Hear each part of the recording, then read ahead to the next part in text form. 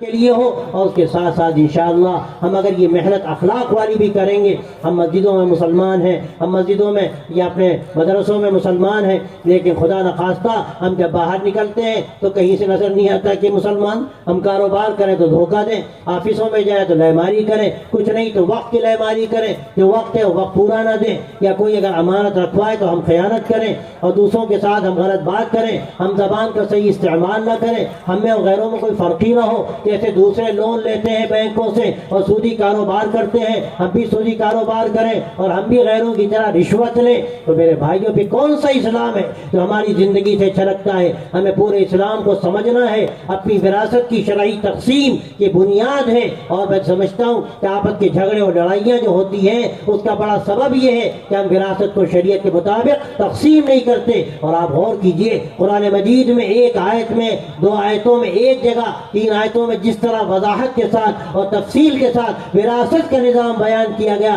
میں سمجھتا ہوں کسی فرض کے بارے میں بھی ایسی تفصیل آپ کو شاید نہیں ملے گی قرآن مجید میں۔ لیکن افسوس کی بات یہ ہے ہمارے سماج کی خرابیاں، ہم ایمان والوں کی جو بیماریاں ہیں ان میں ایک بڑی بیماری یہ ہے کہ ہم وراثت کا صحیح نظام تقسیم نہیں کرتے، اس کا صحیح نظام اختیار نہیں کرتے اور شریعت کے مطابق تقسیم نہیں کرتے۔ کوئی بہن کو حق نہیں دیتا، کوئی بھائی بھائی کو حق نہیں دیتا، اور حرام کھاتے ہیں، حرام کھاتے ہیں۔ اور یاد رکھیے حدیث میں آتا ہے کہ اگر ایک لقمہ کوئی اپنے حلق کے نیچے حرام کا اتارتا ہے تو لقمہ لقمہ تر نہیں ہے، وہ آگ کا انگارہ ہے۔ بس میرے بھائیوں، میرے دوستوں، یہ مدرسے اسی لیے ہیں کہ حقائق آپ کے سامنے آئیں، آپ دین کو سیکھیں، آپ کے سامنے آپ کے بچے دین کو بتائیں، یہاں آ کر دین کو سیکھیں، پھر اپنے گھروں میں جا کر وہ دعائیں بتائیں، دین کے احکامات سکھائیں۔ یہ مدارس اسی لیے اسلام کے قلعے ہیں، ان کو آگے بڑھائیے، ان کو ترقی دیجیے، ان کا تعاون کیجیے، اپنے بچوں کو یہاں بھیجیے، اور اس کے ساتھ ساتھ آپ طے کیجیے کہ ہمیں پورا مسلمان بننا ہے۔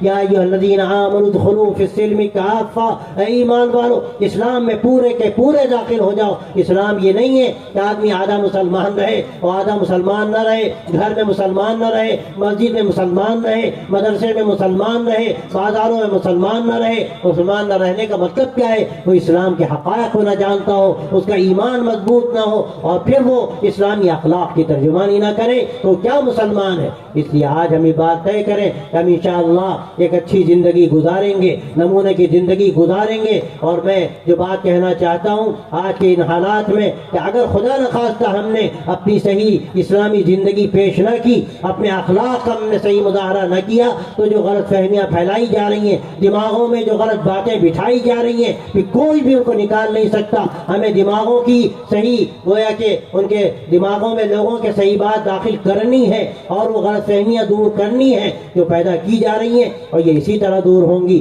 کہ ہم اچھے اخلاق کا مظاہرہ کریں۔ ہمارا پڑوسی مسلمان ہو یا غیر مسلم ہو، کوئی بھی ہو، وہ ہمارا انسانی بھائی ہے، ہمارے وطن کا رہنے والا ہے، اس کا دوہرا حق اس حیثیت سے ہم اس کی خدمت کریں، ہم اس کے کام آئیں۔ کوئی مریض ہے تو ہم عیادت کریں، کبھی ہاسپٹل میں جائیں، پھل فروٹ لے کر جائیں، ہم لوگوں کی خدمت کریں اور ان کے ساتھ یہ بتا دیں کہ تو ہمیں سکھایا گیا، یہ مذہب بھی ہمیں یہی کہتا ہے کہ ہم مریضوں کی عیادت کریں۔ ایک حدیث میں آتا ہے کہ جب کوئی مریض کی عیادت کے لیے جاتا ہے تو اللہ کی رحمت کے دریا میں گویا کہ وہ غوطہ لگاتا ہے، اور جب تک کہ وہ عیادت میں رہتا ہے تو دریائے رحمت میں غوطہ زن رہتا ہے، یہاں تک کہ وہ واپس آ جائے۔ تو یہ ایسی فضیلت کی چیز ہے۔ اور اسی طرح بھوکوں کو کھانا کھلانا کوئی معمولی بات نہیں، یہ اللہ کی معرفت کا ذریعہ ہے۔ وہ کہنے والے نے خوب کہا کہ عبادت سے جنت ملتی ہے اور خدمت سے خدا ملتا ہے۔ اس لیے میرے بھائیوں، ہم خدمت کے کام کریں، ہم لوگوں کے کام آئیں، اور ہم لوگوں کو یہ بتائیں کہ اسلام کیا کہتا ہے۔ حضرت مولانا علی میاں صاحب رحمۃ اللہ علیہ کا جو لٹریچر ہے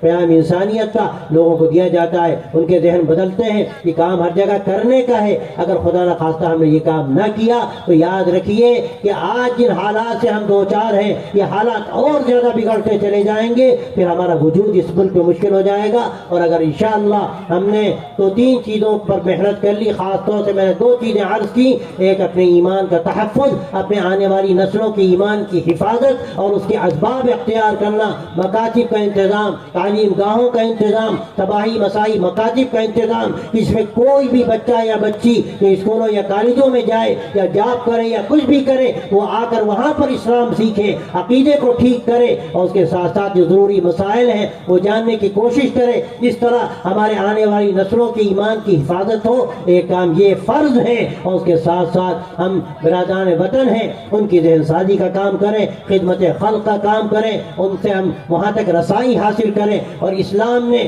جو ایک صحیح انسانیت کا ہمیں ایک ماڈل دیا ہے، ہم اس ماڈل کو پیش کرنے کی کوشش کریں، جہاں نشہ نہیں، جہاں جوا نہیں، جہاں ظلم نہیں، جہاں دوسروں کی ایذا رسانی نہیں، جہاں پر گندگی نہیں، جہاں پر جہالت نہیں، جہاں پر آپس کی رسہ کشی نہیں، جہاں پر آپس کے جھگڑے نہیں، یہ اسلام ہے۔ اس اسلام کو انشاءاللہ اگر اپنی زندگی سے ہم نے پیش کیا تو دنیا دیکھے گی کہ اسلام کیا ہے، اللہ کے نبی صلی اللہ علیہ وسلم کا پیغام کیا ہے۔ یہی وقت کی ضرورت ہے، یہی اس جلسے کا پیغام ہے، اور میں اکثر کہتا ہوں کہ جلسہ ختم ہوگا لیکن آپ یہ سمجھ کر جائیے کہ آپ کا کام شروع ہوگا۔ آپ اپنے گھروں میں ان باتوں کا مذاکرہ کیجیے، ہم سب اپنی برائیوں کا جائزہ لیں، اپنی خامیوں کا جائزہ لیں، اپنی کمیوں کو ٹٹول کر دیکھیں اور ان کی اصلاح کی کوشش کریں۔ جو حدیث میں نے شروع میں پڑھی کہ عقل مند وہ ہے جو اپنا جائزہ لیتا ہے اور مرنے کے بعد کی زندگی کی فکر کرتا ہے، اور پلے درجے کا نادان وہ ہے کہ جو اپنے آپ کو تمناؤں میں ڈال دیتا ہے اور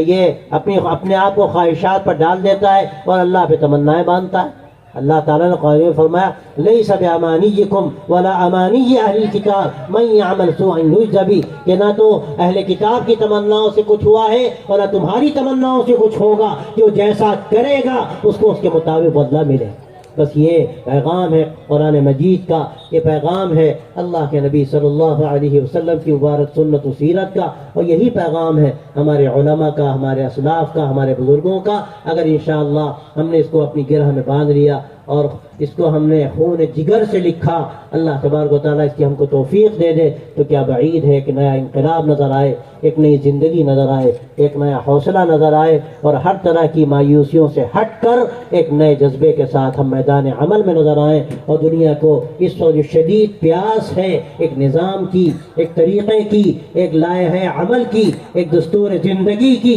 وہ نہ اس کو ہماری زندگی سے دستیاب ہو، ہمارے طرز عمل سے ملے، اور یہاں سے دنیا کو ایک پیغام جائے۔ اللہ تبارک و تعالی ہمیں بھی توفیق دے، آپ حضرات کو بھی میں مبارکباد دیتا ہوں کہ بڑا مبارک جلسہ ہے، ایک بہترین بنیاد کا جلسہ ہے، اور حدیث میں آتا ہے کہ من دل علی خیر فلہ مثل اجر فاعلہ، کہ جو کسی خیر کی رہنمائی کرتا ہے، اس کا گویا کہ آغاز کرتا ہے، تو آگے جتنے بھی کام کرنے والے ہیں جن کو رہنمائی ملتی ہے سب کا جو ثواب ملتا رہے گا۔ آپ سب اس بنیاد میں شریک ہیں، کیا بعید ہے کہ ایک تناور درخت بنے اور انشاءاللہ اس کے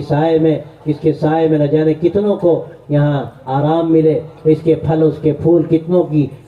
سیرابی کا اور شادابی کا ذریعہ بنے۔ آپ سب اس میں انشاءاللہ شریک ہوں گے۔ ہم امید کرتے ہیں کہ آپ اس کا بھرپور تعاون بھی کریں گے، اور انشاءاللہ آج کے یہ اجلاس ہمارے لیے ایک سنگ میل ثابت ہوگا، اور آج یہ شب ہم سب کے لیے خیر کا ذریعہ بنے گی۔ وآخر دعوانا ان الحمدللہ رب العالمین۔